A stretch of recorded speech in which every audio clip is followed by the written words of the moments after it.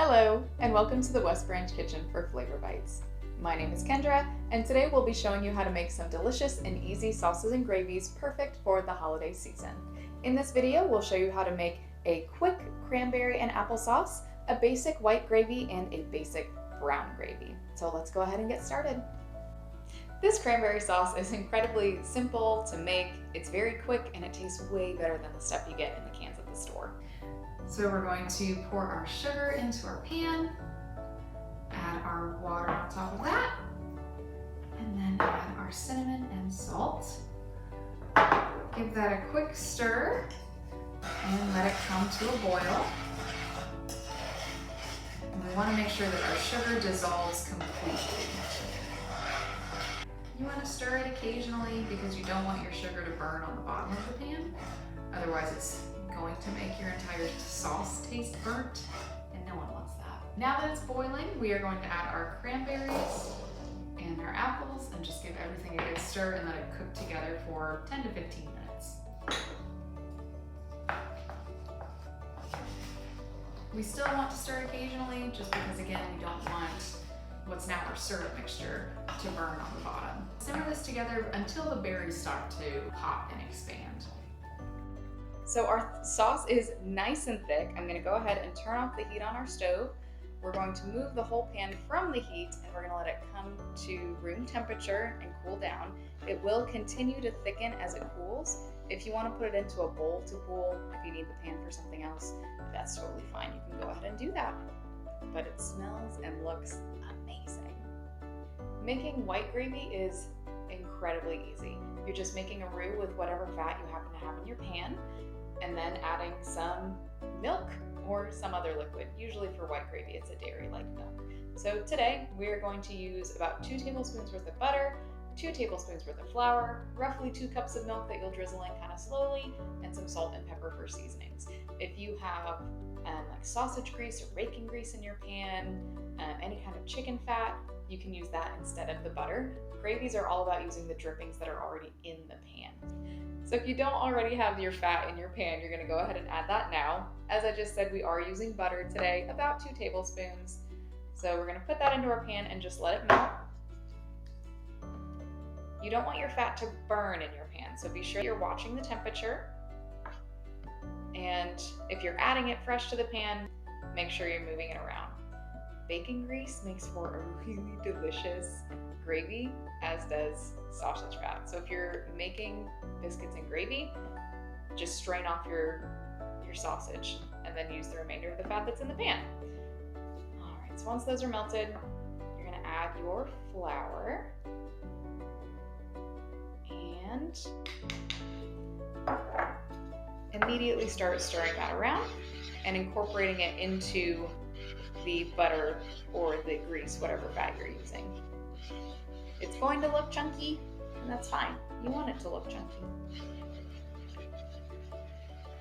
Then, once that is incorporated and you can't really smell the raw flour smell, you can go ahead and start adding your liquid.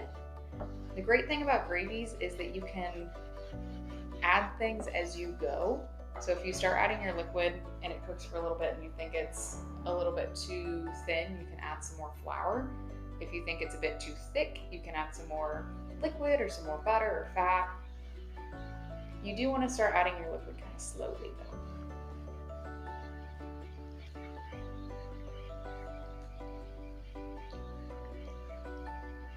And at the end of the day, once you've gotten some practice on making gravies, you don't really need a recipe. You're kind of just going by feel and look and how you like your gravy.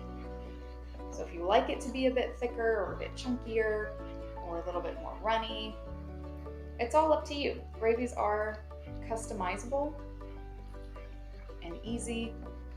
They're the unsung heroes of dinner, really.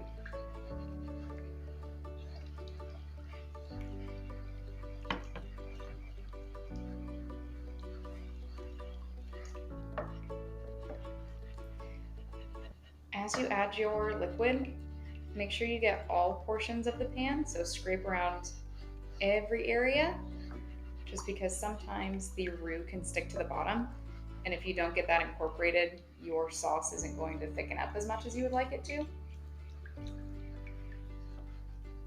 And then you just end up with like a mouthful of butter flour that doesn't really taste like anything. And that's not good. We don't want that.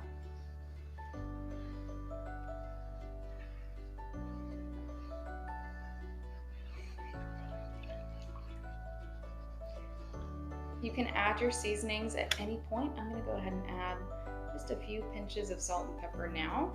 I can always add more later if I want. We just have black pepper and salt in this. You can use white pepper if you want it to look super fancy and not have any little specks in there. Some people prefer the appearance of white pepper. I don't think it makes much of a difference personally.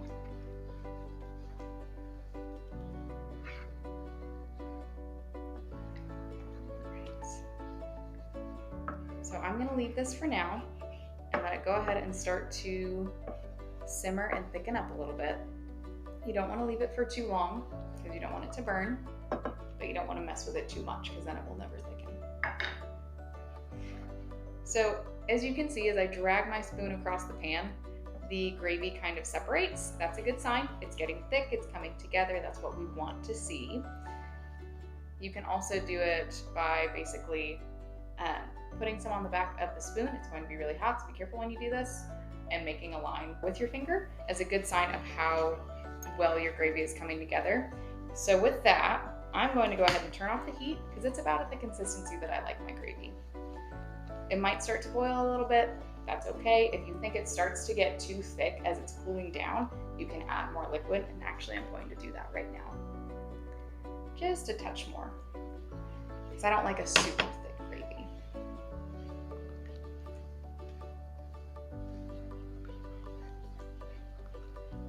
And that's it. That's your white gravy.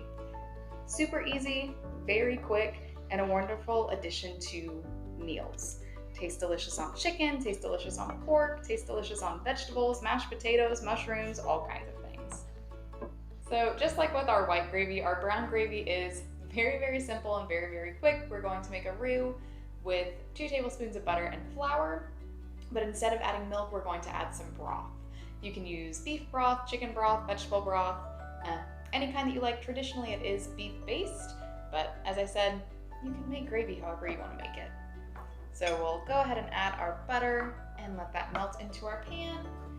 Again, if you've already cooked like a side of beef or a roast, just use the fat drippings that are already in the pan.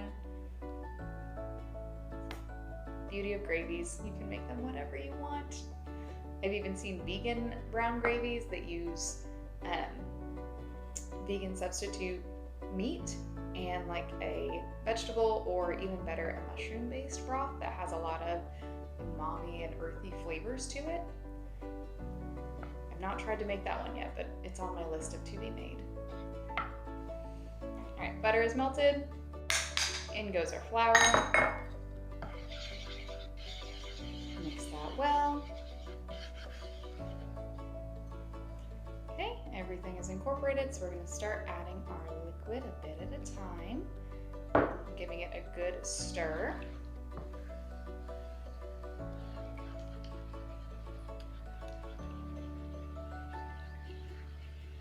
Need to add just a touch more broth.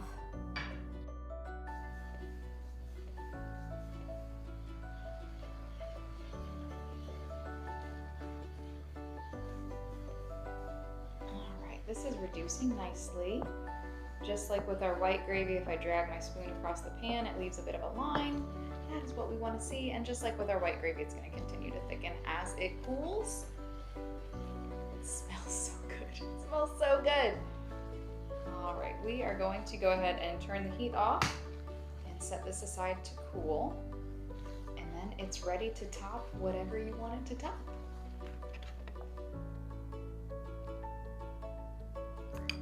And there you have it. In less than 20 minutes, you can have 3 delicious sauces ready for your holiday meal. Thank you for joining me today in the West Branch Kitchen, and I'll see you next time. Bye.